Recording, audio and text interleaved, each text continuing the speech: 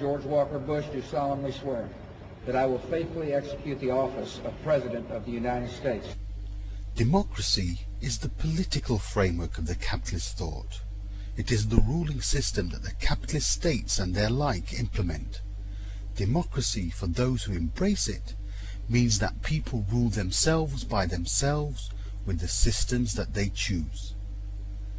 The most important element of democracy is that it makes the human being and not the creator as the legislator, which is logical for those who call for the detachment of religion from life, because this detachment means to transfer the right to legislate from the creator to the human being. For Muslims to adopt democracy means to disbelieve in all the Quranic verses which oblige them to follow the law of Allah subhanahu wa ta'ala and to reject any other law. وَمَنْ لَمْ يَحْكُمْ بِمَا أَنزَلَ اللَّهُ فَأُولَئِكَ هُمُ الْكَافِرُونَ وَمَنْ لَمْ يَحْكُمْ بِمَا أَنزَلَ اللَّهُ فَأُولَئِكَ هُمُ الظَّالِمُونَ وَمَنْ لَمْ يَحْكُمْ بِمَا أَنزَلَ اللَّهُ فَأُولَئِكَ هُمُ الْفَاسِقُونَ. The Kafirun and their agents who rule the Muslim countries, as well as all those who call for democracy, realize that the basis for democracy is the rejection of the law of Allah subhanahu wa ta'ala and putting man in the place of the Creator. For this reason, they do not present democracy from this perspective, but instead claim that democracy means people ruling themselves by themselves, with equality and justice prevailing among the people, and the accountability of the ruler guaranteed. The advocates of democracy therefore intentionally avoid addressing the issue of rejecting the law of Allah subhanahu wa ta'ala.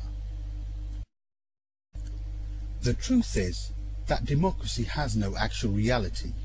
The claim that people rule themselves by themselves is a major fallacy. In reality, people are ruled by a certain group of influential people, such as the prominent capitalists. Of ours. Meet Thomas White, former vice chairman of Enron Energy Services.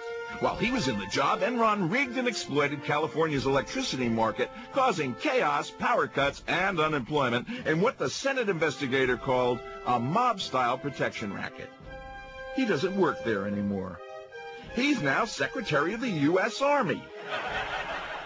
Meet Larry Thompson. He headed up the Audit and Compliance Committee of Providian. This insurance firm was forced to pay $400 million in fines and compensation after swindling its investors, the frail and elderly, of most of their savings. Larry later faced personal claims of insider trading after selling $4 million of Providian stock just before the share price dropped. But he doesn't work there anymore. He's now George Bush's fraud buster, charged with restoring faith in American business ethics. And meet Dick Cheney, head of the Republican committee to find a vice presidential candidate. He found himself. He sold $30 million of his shares as chief executive in engineering company Halliburton after accounting changes allegedly inflated the share price by $234 million. The shares later collapsed, and Halliburton are now under investigation by the Securities and Exchange Commission.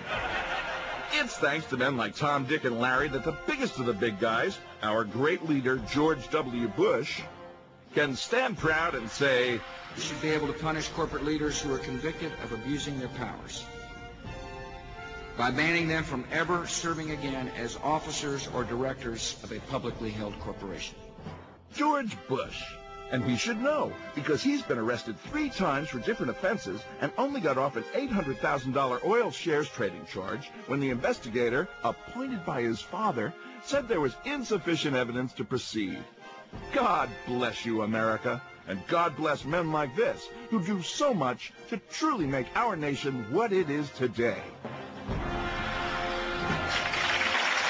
These influential groups in the capitalist countries hold the necessary means to bring whoever they want into government and legislative assemblies, so that the laws which are passed and those charged with their implementation would be serving their interests. Bush, George W. Founder of oil company Arbusto Energy, former shareholder oil company Spectrum 7 Energy, former director Harkin Oil and Gas, son of oil magnate George H.W. Bush. Cheney, Richard Dick.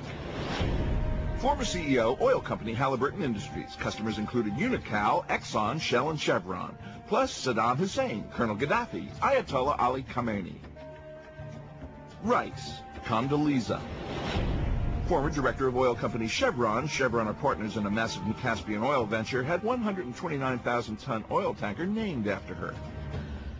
Newsnight has now unearthed evidence that 22,000 black and mostly Democratic voters were excluded from the electoral rolls. Regarding what is claimed about equality, justice and accountability of the rulers, these are all without any compatibility with reality.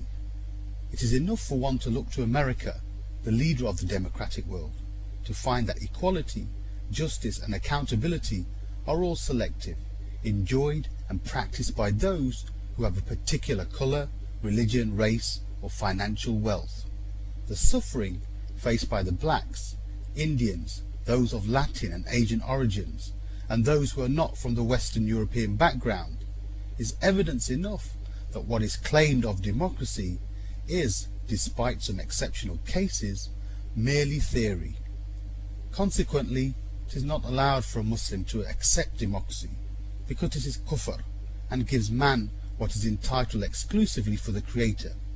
It is obligatory for every Muslim to reject it and to challenge all those who propagate it.